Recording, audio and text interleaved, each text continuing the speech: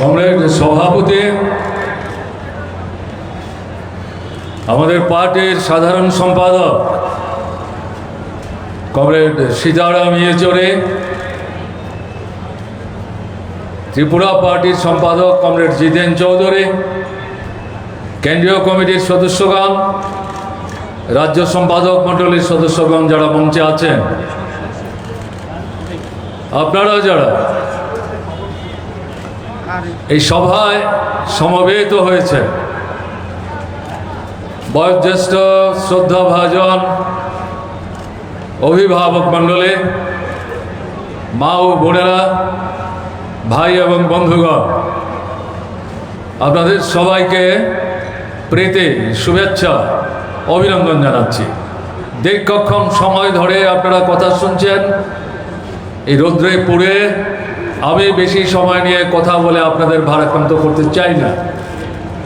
প্রাসঙ্গিক দু চারটি বিষয়ের প্রতি আপনাদের দৃষ্টি আকর্ষণ করব। 55 মাসের অভিজ্ঞতা কি? বিজেপি আইপি একটি জোট সরকারে আমাদের ত্রিপুরার মানুষ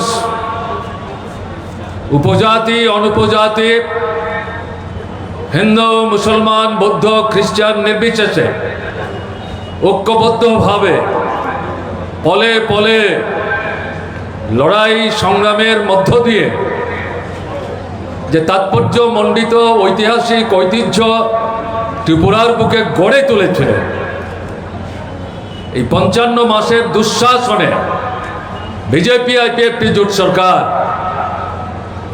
এগুলোকে ধ্বংস করেছে, শ্মশানের কিনারায় নিয়ে গেছে। গণতন্ত্র আক্রান্ত, ধর্ম নিরপেক্ষতার যে দৃষ্টিভঙ্গি, মৌল ভাবনা আক্রান্ত, ব্যক্তি স্বাধীনতা নাগরিক অধিকার আক্রান্ত, প্রেসের প্রচার মাধ্যমের যে স্বাধীন সত্তা মতামত ব্যক্ত করার যে অধিকার আক্রান্ত, ভোট দেওয়ার যে অধিকার, স্বাধীনভাবে নির্ভয়ে আপনার পছন্দের প্রার্থী বা দলের প্রতিনিধিকে আক্রান্ত, এটা ফ্যাসিস্ট সুলভ স্বৈর একদলীয় সন্ত্রাস ত্রিপুরার বুকে চলছে। এটা ত্রিপুরার ঐতিহ্য না, এটাকে চলতে দেওয়া যায় না। এর থেকে ত্রিপুরাকে উদ্ধার করবার জন্যে ত্রিপুরার গণতান্ত্রিক দেশপ্রেমিক ধর্ম নিরপেক্ষ দৃষ্টিভঙ্গি সম্পন্ন সমস্ত শক্তিকে দল মত সবকিছুর ঊর্ধ্বে থেকে ঐক্যবদ্ধ হতে হবে। যদি আমাদের এই ঐতিহ্যকে পুনরুদ্ধার আমরা করতে না পারি, পুনঃপ্রতিষ্ঠা আমরা করতে না পারি, বেঁচে থাকবার জন্যে আমাদের সামনে যে গুরুত্বপূর্ণ জরুরি সমস্যাগুলো দাবিগুলো, সেগুলোর জন্যে কথা বলবো কি করে, লড়াই করব কি করে, সংগ্রাম করব কি করে। তাই আজকের দিনে শুধু বামফ্রন্ট না, মার্ক্সবাদী কমিউনিস্ট পার্টি না, আমাদের ত্রিপুরায় বিভিন্ন যে রাজনৈতিক দলগুলো আছে বিজেপির বিরুদ্ধে এখানে সেখানে কথা বলছেন, আক্রান্ত হচ্ছেন, আপনারাও, আপনাদের কাছে আমরা আবেদন করব, ভোট যখন আসবে কোন দল কার সাথে নির্বাচনী সমঝোতা করবেন, এটা যার যার দলীয় যে নীতি মতাদর্শ কৌশলগত অবস্থান তার উপর ভিত্তি করে ঠিক করবেন। এই স্বাধীনতা প্রত্যেক দলের আছে, স্বাতন্ত্র্য অস্তিত্ব রক্ষা করে সে ভূমিকা নেবার যে অধিকার, সে অধিকারের উপর আমাদের কারুর হস্তক্ষেপ করার সুযোগ নাই। কিন্তু আমাদের যে ঐতিহ্য যেটাকে ধ্বংস করে ফেলেছে, এটাকে পুনরুদ্ধার করার জন্য ঐক্যবদ্ধ হওয়া দরকার। আপনিও যদি সেখানে আপনার অধিকার প্রতিষ্ঠা করবার জন্য ভূমিকা নিতে চান, আপনিও তো আক্রান্ত হচ্ছেন। সেই কারণে আপনাদের কাছে আমরা আবেদন করব, এই প্রশ্নে আমাদের গণতান্ত্রিক এবং ধর্মনিরপেক্ষ শক্তি বামপন্থী ফ্রন্ট সহ আমাদের ঐক্যবদ্ধভাবে এগোতে হবে। এটাই হচ্ছে এই সময়ের সবচেয়ে জরুরি প্রয়োজন। আমরা বিশ্বাস করব ত্রিপুরা রাজ্যের মানুষ এই সমস্ত গণতান্ত্রিক ধর্মনিরপেক্ষ শক্তিকে এই প্রশ্নে কার্যকরী ভূমিকা নেওয়ার মতো একটা জায়গায় নিয়ে যাওয়ার ক্ষেত্রে গুরুত্বপূর্ণ ভূমিকা আপনারা গ্রহণ করবেন। অভিজ্ঞতা কি? গত নির্বাচনে যাদেরকে সবচাইতে বেশি প্রলুব্ধ করেছিল যুব শক্তি, কি প্রতিশ্রুতি বলে আপনাদের ভারাক্রান্ত করব না, আপনারা আমার চেয়ে বেশি জানেন। আমাদের আগের বক্তারা এগুলো বলবার চেষ্টা করেছে। কোথায় চাকরি? এই সরকার থাকবে, আপনার বেকার সমস্যার শোনা হবে। এই যদি বিশ্বাস করেন তাহলে আবার প্রতারিত হবে। যদি কাজের সংস্থানের সুযোগ সৃষ্টি করবার জন্য সরকারের কাজ দেওয়ার প্রশ্নের লক্ষ্যে দরজা জানালা উন্মুক্ত করতে হয়, তাহলে এই যে সরকার, এই সরকারকে রেখে কিন্তু এটা হবে না। একে যদি উৎখাত করে জনদরদি শক্তির সমন্বয়ে বিকল্প একটা সরকার ত্রিপুরায় প্রতিষ্ঠিত করতে না পারেন, বেকার জীবনের যে যন্ত্রণা আকাশচুম্বী হচ্ছে, তার থেকে রেহাই রক্ষা পাওয়ার জন্য বিকল্প কিন্তু কিছু নাই। কোনো প্রলোভনের ফাঁদে পা দেবেন না। 10,323 ভোটের সময় তাদেরকে যে প্রলোভন দেখিয়েছিলেন, যারা এদের মুখের গ্রাস হরণ করেছে, তারাই মিলিতভাবে গত ভোটের লড়াইয়ে তাদেরকে প্রলুব্ধ করে একটা অংশকে ব্যবহার করার চেষ্টা করেছে। তাদেরকে আমরা অপরাধী করছি না। 55 মাস হয়ে গেল, কোথায় কাজ? বরং কথা বলবার চেষ্টা করলে পরে আক্রান্ত হচ্ছেন মুখ্যমন্ত্রীর বাড়ির সামনে, সচিবালয়ের সামনে অথবা বিধানসভার সামনে। এই পরিস্থিতির অবসান ঘটাতে গেলে পর 10,323 তাদের প্রতি সুবিচার করতে গেলে পর, তাদের মুখের গ্রাস তাদেরকে ফিরিয়ে দিতে গেলে পর, এই সরকারকে ক্ষমতার থেকে উচ্ছেদ না করতে পারলে পর, জনদরদি কোনো একটা শক্তির হাতে সামনের দিনে সরকার পরিচালনার দায়িত্ব তুলে দিতে না পারলে পর এই সমস্যার কোনো সমাধান নাই। হাজার হাজার কর্মচারী, এরা স্থায়ী নাও হতে পারে, তাদেরকে একটা আক্রোশমূলক দৃষ্টিভঙ্গি নিয়ে ছাঁটাই করে দিয়েছে, তাদের কাজ হরণ করেছে। এদেরকে যদি এই অধিকার ফিরিয়ে দিতে হয়, তাহলে মানুষকে ঐক্যবদ্ধ করে এই যে দুঃশাসনের সরকারটা চলছে, যুবশক্তির বিরুদ্ধে যে যুদ্ধ ঘোষণা করেছে, এদেরকে যদি ক্ষমতাচ্যুত করা না যায়, তাহলে এই সমস্যার তো সমাধান হবে না। কাজে এই বিষয়ের প্রতি আপনাদের দৃষ্টি আকর্ষণ করবার চেষ্টা করছি। শুধু বড় সমাবেশে অংশগ্রহণ করলেই কিন্তু চলবে না, এখান থেকে নতুন করে প্রতিজ্ঞা নিতে হবে, দৃঢ় দৃষ্টিভঙ্গি নিয়ে এলাকায় ফিরে যেতে হবে, নতুন মানুষের কাছে কিন্তু আমাদের পৌঁছতে হবে। এটা করতে না পারলে পর মূল লক্ষ্যে কিন্তু পৌঁছা যাবে না। কোথায় কেন্দ্রীয় 7ম বেতন কমিশন আমাদের শিক্ষক কেরানি কর্মচারী বন্ধুদের মাথা খারাপ করে দিয়েছিল গত বিধানসভা নির্বাচনে। আমি বিস্তৃত কাহিনীতে যেতে চাই না, দিয়েই তো পাচ্ছেন না। মাত্র 8টা দিয়ে দিয়েছে। বামফ্রন্ট সরকারের সময় বছরে 2টো করে দিয়ে দিত, 5 বছরে 10টা দিয়ে। আপনাদের চাহিদা মতো দিতে না পারলেও এই নিয়ম রক্ষা করে এই ভূমিকা তো সরকার পালন করার চেষ্টা করেছে। এই সরকার যারা 7 সেন্ট্রাল পে কমিশন কার্যকরী করবেন আপাতমস্তক, নিজেরাই করলেন না কেন্দ্রের সরকারে। তাদের দলের দ্বারা পরিচালিত রাজ্যের সরকার যেটা করছে না, তারা ত্রিপুরায় করে দেবেন। বিভ্রান্ত হয়েছিলেন আপনারা, এখন দিয়ে পাচ্ছেন না। ভিন্ডিকটিভ অ্যাটিটিউড নিয়ে যেখানে সেখানে শিক্ষক কেরানি কর্মচারীদের বদলি করছে, পত্রপত্রিকায় উঠছে এটা একটা ব্যবসার ফাঁদ হয়ে গেছে। বিভিন্ন দপ্তরের কথা উল্লেখ করে বলছে টাকা পেলে বদলি হচ্ছে, টাকা পেলে বদলির যে নির্দেশ এটা সংশোধন করছে। কি চলছে এটা? কাজে এই অবস্থা থেকে যদি মুক্তি চান, এই সরকার থাকবে, আপনার চাহিদা পূরণ হবে, এই আক্রমণ প্রতিহত করা যাবে, ভুল করবে।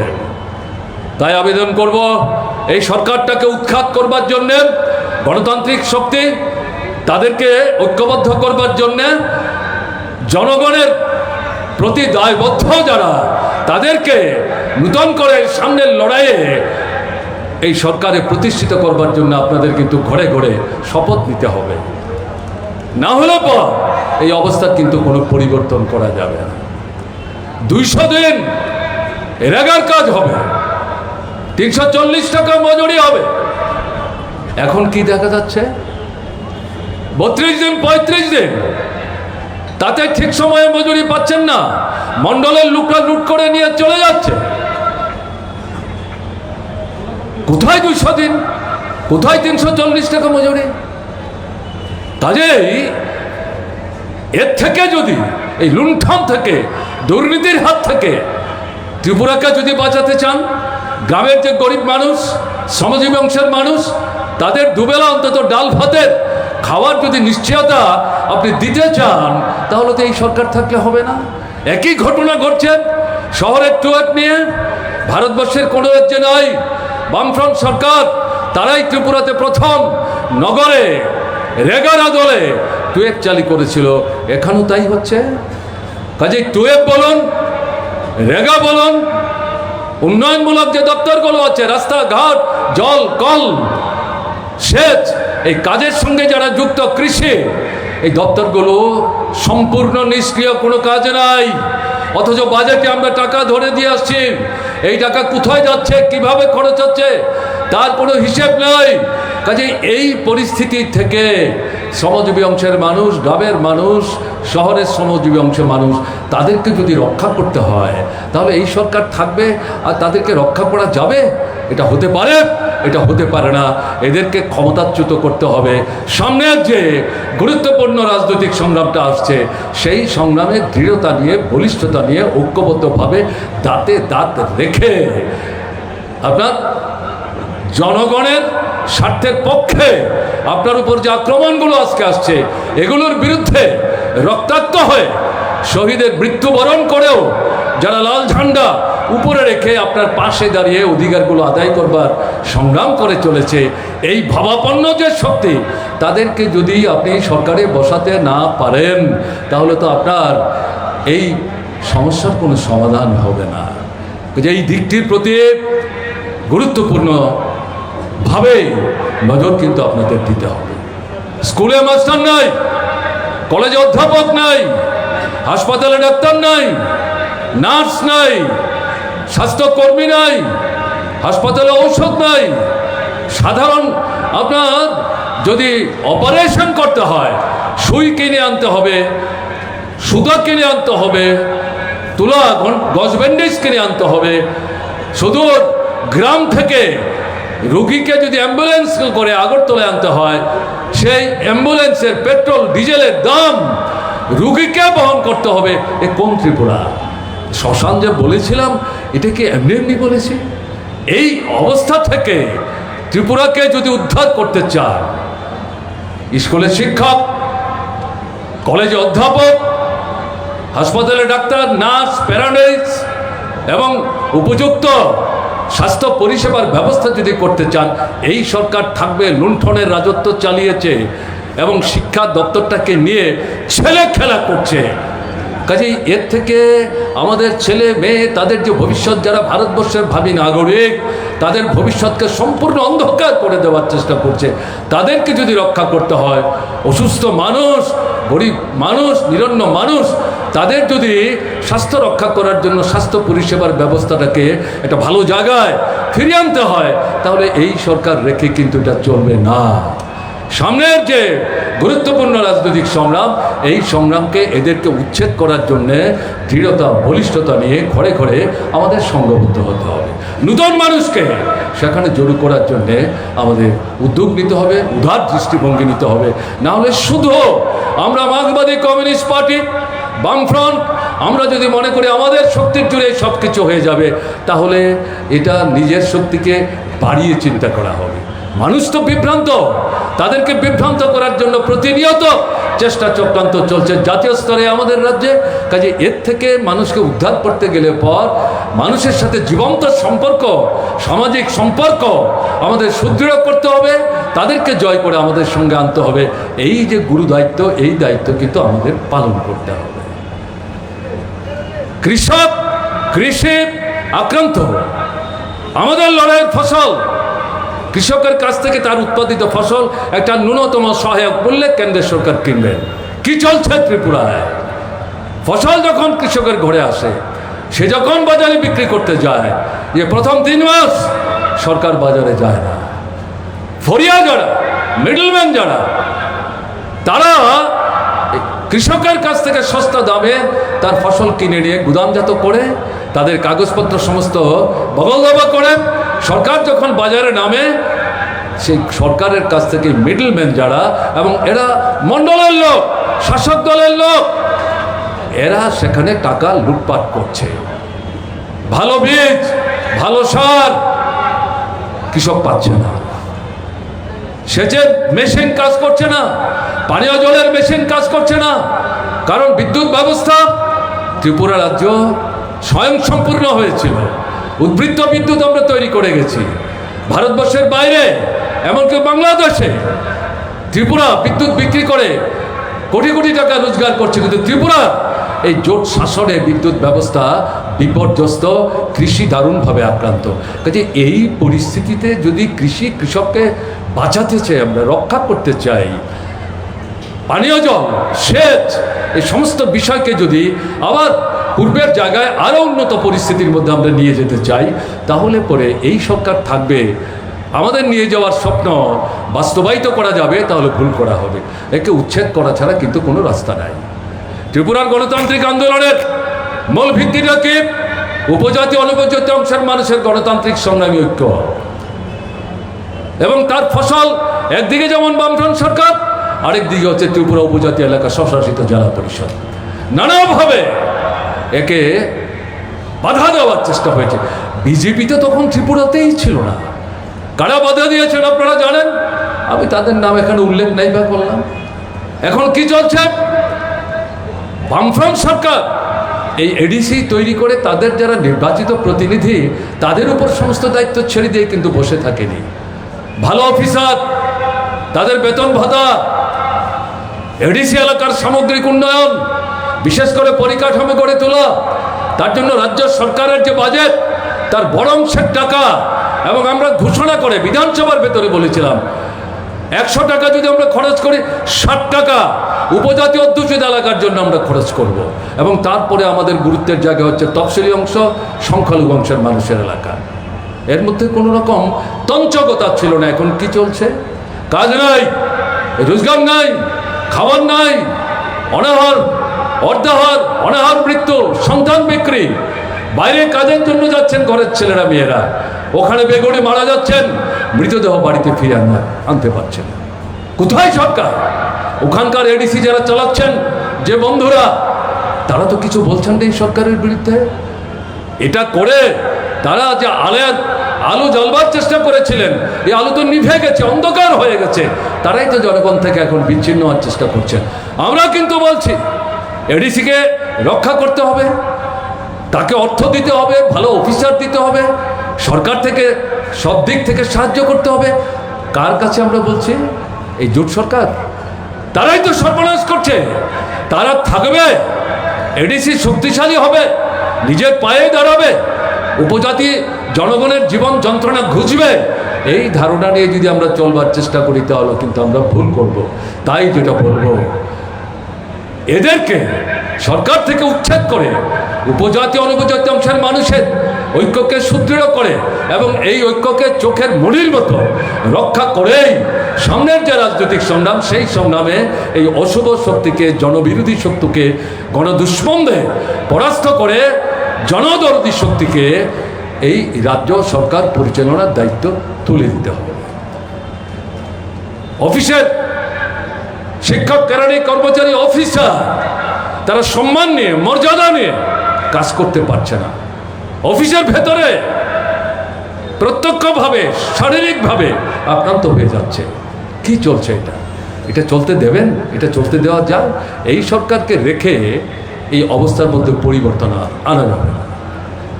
এই কারণেই এই সরকারটাকে পরাস্ত করতে হবে। ব্যবসা বাণিজ্য কি চলছে? মানুষের তো পয়সা নেই। পয়সা না থাকলে জিনিসপত্রের কেনাবেচা কি হবে? এই যে শারদ উৎসবের মাস চলছে, সামনে কালী পূজা হবে, তারপরের দিন ভ্রাতৃ দ্বিতীয়া, তারপর 1 মাসের এই কর্মসূচি শেষ হবে। এই মাসটার জন্য ব্যবসায়ীরা যেমন অপেক্ষা করেন, উপজাতি অনুপজাতি নির্বিশেষে, হিন্দু মুসলমান নির্বিশেষে আমাদের ত্রিপুরার মানুষ আদি অনাদিকাল থেকে এই সময়টার জন্য অপেক্ষা করতেন। এখন কি বিমর্ষ। এই অবস্থা থেকে ত্রিপুরাকে যদি উদ্ধার করতে হয়, এই অর্থনৈতিক সংকটের হাত থেকে ব্যবসা বাণিজ্যের সাথে যারা যুক্ত, তারা থেকে শুরু করে পরিবহন শিল্পের সাথে যারা যুক্ত, তাদেরকে যদি রক্ষা করতে হয়, সাধারণ মানুষকে যদি বাঁচাতে হয়, এই সরকার উচ্ছেদ করা ছাড়া কোনো বিকল্প নাই। শ্রমিকরা লড়াই করে যে অধিকারগুলো আদায় করেছে স্বাধীনতার পর, এই বিজেপি সরকার সর্বভারতীয় ক্ষেত্রে একটার পর একটা অধিকারগুলি হরণ করে শোষক মালিক যারা, তাদের সুবিধার জন্য নতুন আইন তৈরি করছে। আমরা ত্রিপুরায় বামফ্রন্ট সরকার থাকার সময় এটাকে প্রতিহত করার চেষ্টা করেছি এবং শ্রম দপ্তর সেখানে শ্রমিকদের সঙ্গে বসে মালিকদের লুণ্ঠনের হাত থেকে শ্রমিকদের রক্ষা করবার জন্যে, শ্রমজীবী মানুষদের রক্ষা করার জন্য ভূমিকা নেওয়ার চেষ্টা করেছে। এখন সম্পূর্ণ উল্টো হয়ে গেছে। মালিক, সরকার, শ্রম দপ্তর যে সরকারের প্রতিনিধিত্ব করে, তারা মিলে শ্রমিকদের ঠকাবার জন্য প্রতিনিয়ত ভূমিকা নিচ্ছে। আমি পেছনে যাব না। এই যে শারদ উৎসব চলছে, এই সময় তারা যে বোনাস পান প্রত্যেক বছর, গত বছর যা বোনাস পেতেন, নতুন বছরে এটাতে 1%, 2%, 3% বেশি পান। এবার উল্টো হয়ে গেছে। গতবার যা পেয়েছেন এবার তার চাইতে কম, অনেককে এখন পর্যন্ত বোনাসই দেওয়া হয়নি। আর কালকে গিয়ে দেখা গেল বামফ্রন্ট সরকারের যে প্রকল্প, আপনার এই যে নির্মাণ শ্রমিক, তাদের জন্যে শত শত কোটি টাকার যে তহবিল তৈরি করে তাদেরকে সাহায্য করার চেষ্টা করে গেছে বামফ্রন্ট সরকার। এখন তারা বাহবা নেওয়ার চেষ্টা করছেন, নাম পাল্টে, এবং অভিযোগ করার চেষ্টা করছেন বামফ্রন্ট সরকার, শ্রম দপ্তর কোনো ভূমিকা নেয়নি। মুখের মতো জবাব দিয়েছেন সিআইটিইউ ত্রিপুরার সাধারণ সম্পাদক কমরেড শঙ্কর দত্ত গতকাল 24 ঘন্টার ব্যবধানে সাংবাদিক বন্ধুদের ডেকে। কোনো জবাব নাই। কাজে এই পরিস্থিতিতে শ্রমিক শ্রমজীবীদের স্বার্থ রক্ষা করতে গেলে পরে এই সরকারটা থাকবে, স্বার্থ রক্ষিত হবে, লুণ্ঠিত অধিকারগুলি পুনরুদ্ধার করা যাবে, এই ভাবনা নিলে কিন্তু ঠিক হবে না, আবার ঠকতে হবে। তাই আপনাদের কাছে আমাদের যেটা আবেদন থাকবে, সামনের যে রাজনৈতিক গুরুত্বপূর্ণ সংগ্রাম, সেই সংগ্রামের জন্য ঘরে ঘরে প্রস্তুতি শুরু করতে হবে এবং দৃঢ়তা নিয়ে, বলিষ্ঠতা নিয়ে এদেরকে পরাস্ত করে জনগণের স্বার্থের কথা ভাবে লড়াইয়ের ময়দানে ভূমিকা নেয় এরকম যে শক্তি, এটা জনতার সরকার, এরকম একটা সরকার প্রতিষ্ঠা করার জন্যে কিন্তু আপনাদের একটা বলিষ্ঠ রাজনৈতিক অবস্থান গ্রহণ করতে হবে। মানুষ যদি ঐক্যবদ্ধ হয় ধর্ম, বর্ণ, সম্প্রদায়ের ঊর্ধ্বে, এবং তারা যদি দৃঢ়তা নিয়ে, বলিষ্ঠতা নিয়ে এগিয়ে নিয়ে যাওয়ার চেষ্টা করে, কে তাদের হারাবে? এবং আপনারা, আমরা যে কথাগুলি বলছি আপনাদের কথাই আমরা বলছি, আপনাদের থেকে জেনে শুনে বুঝে নিয়ে আপনারা তো সত্যের পক্ষে দাঁড়াচ্ছেন, ন্যায়ের পক্ষে দাঁড়াচ্ছেন, অন্যায়ের বিরুদ্ধে দাঁড়াচ্ছেন। কাজে আপনাদের তো হারাবার কিছু নেই। কাজে এই পরিস্থিতিতে দাঁড়িয়ে এটা আপনার কাছে একটা বাড়তি শক্তি, বাড়তি সুযোগ, এটাকে পাথেয় করে, সাহসে ভর করে এই অশুভ শক্তির বিরুদ্ধে রুখে দাঁড়াতে হবে। সামনের যে গুরুত্বপূর্ণ রাজনৈতিক সংগ্রাম অপেক্ষা করছে 3-4-5 মাসের ব্যবধানে, ষড়যন্ত্র চলছে। জনবিচ্ছিন্ন যারা, তাদের তো ষড়যন্ত্র করা ছাড়া কোনো রাস্তা নেই। কেন বলছি জনবিচ্ছিন্ন? না হলে 10 মাস আগে মুখ্যমন্ত্রী পাল্টায়, না হলে যাকে মুখ্যমন্ত্রী করেছেন তাকে জিতিয়ে আনবার জন্যে ত্রিপুরার 8টা-10টা মহকুমা থেকে 3 দিন আগে রাজনৈতিক দুর্বৃত্তদের জড়ো করে আগরতলার মানুষের ভোটের অধিকার হরণ করে এইভাবে জয় নিশ্চিত করতে হয়।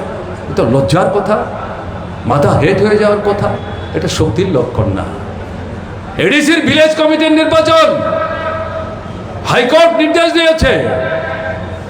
এই নির্বাচন মোকাবেলা করার সাহস নেই, হিম্মত নেই, ভয় পেয়ে নানা কৌশল করে এই নির্বাচনটাকে পেছিয়ে দেওয়ার জন্য অবস্থান গ্রহণ করেছে। দলের ভেতরের অবস্থাটা কি? এখন পর্যন্ত বিজেপি এবং তার সহযোগী যে আইপিএফটি সব মিলিয়ে 6 থেকে 7 জন বিধায়ক দল ত্যাগ করে তারা অন্য দলের সঙ্গে যুক্ত হওয়ার চেষ্টা করছেন। কেউ কেউ হয়তো এখনো অপেক্ষা করছেন। এটা কিসের লক্ষ্য? ভেতর থেকে এই ফাফা, এই দলের যে অস্তিত্ব সেটা উন্মুক্ত হচ্ছে এবং এটা ভেঙে পড়ছে ধীরে ধীরে তাসের ঘরের মতো। এই পরিস্থিতিতে এরা পরিকল্পনা করছে 23-এর নির্বাচনে ক্ষমতায় টিকে থাকবার জন্য, পুনরায় ফিরে আসবার জন্যে এই যে পঞ্চায়েত থেকে আরম্ভ করে লোকসভা নির্বাচন পর্যন্ত, এমনকি এই 4টা বিধানসভার উপনির্বাচনে যে ফ্যাসিস্ট ভূমিকা নিয়ে মানুষের ভোটের অধিকার হরণ করেছে, লুণ্ঠন করেছে, এর চাইতেও আরও ভিন্ন কোনো পদ্ধতির প্রয়োজন হলে পরে তারা নিতে কসুর করবেন না, এরকম ভাবনা নিয়ে তারা অগ্রসর হওয়ার চেষ্টা করছেন। কিন্তু ঘটনা উল্টো। বাইকে বাহিনী যারা এই গত নির্বাচন থেকে শুরু করে এই 4 বছর 4.5 বছর যাবৎ সারা ত্রিপুরায় তারা হল্লা করে বেরিয়েছেন, এদের বাইক তো ভারতবর্ষের বাইরে থেকে আসেনি। তাদের নিয়েই তো 18 নির্বাচন তারা করেছেন, পঞ্চায়েত থেকে লোকসভা এবং বিধানসভার উপনির্বাচন। এখন কেন উত্তরপ্রদেশ থেকে আগাম 300 বাইক আনতে হচ্ছে? ত্রিপুরায় কি বাইকের অভাব দেখা দিয়েছে? বাইক আছে, চালাবার লোক পাচ্ছে না। যুবকদের মধ্যে একটা আত্ম অনুসন্ধানের মধ্য দিয়ে তারা বুঝতে পারছেন আমরা প্রতারিত, প্রবঞ্চিত, প্রলুব্ধ হয়েছিলাম, নিজের পায়ে নিজেরা করুন মারছি। এটা বুঝতে পারছেন? এবং এদের গোপন আলোচনা হচ্ছে ভোটের আগে 1 মাস, 1.5 মাস, 2 মাস আগে ভারতবর্ষের বাইরে থেকে নাকি 10,000 কর্মী আনবেন, পৃষ্ঠা প্রমুখ থেকে শুরু করে মণ্ডল পরিচালনার জন্য। তাদের তো ভোট নাই, তাদের কেন আনবেন? তাহলে ত্রিপুরায় আপনারা যারা নিজেরা দাবি করেছিলেন আপনারাই সর্বশক্তিমান, 2047 পর্যন্ত এই ত্রিপুরায় আপনাদেরই সরকার থাকবে, দেশে তো থাকবেই, তাহলে এই পরিস্থিতিতে দাঁড়িয়ে বাইরে থেকে কেন 10,000 কর্মী আনতে হবে? মানুষ পাচ্ছেন না? এই ঘটনাগুলো কিন্তু পরিষ্কার বুঝিয়ে দিচ্ছে তারা দুর্বলতায় ভুগছে, ভীত সন্ত্রস্ত মানুষের উপর আস্থা রাখতে পারছে না, কারণ মানুষ তাদের উপর আস্থা হারিয়েছে। যে এই পরিস্থিতিতে নানা ধরনের ষড়যন্ত্র চক্রান্ত করবে, যে সম্পর্কে কমরেড সীতারাম ইয়েচুরি বারবার আপনাদেরকে সতর্ক করার চেষ্টা করছে। তার সাথে কণ্ঠ মিলিয়ে আমি বলবো, সমস্ত ষড়যন্ত্র মানুষ ঐক্যবদ্ধ হলে পর, সাহস নিয়ে মানুষ যদি এগিয়ে যেতে পারে, মানুষের পক্ষে কিছু অসম্ভব না, সমস্ত অসম্ভবকে মানুষই সম্ভব করতে পারে। এই দৃঢ়তা নিয়ে আপনাদের কাছে আবেদন করব, এগিয়ে যান। জয় আপনাদের জন্য অপেক্ষা করছে। নূতন ইতিহাস তৈরি করবার জন্যে লড়াইয়ের ময়দানে আপনারাই ভূমিকা গ্রহণ করবেন, এই প্রত্যাশা নিয়ে আপনাদেরকে অভিনন্দন জানিয়ে আমি আমার কথা বলা শেষ করছি। আপনারা ভালো থাকবেন, আমার নমস্কার নেবেন।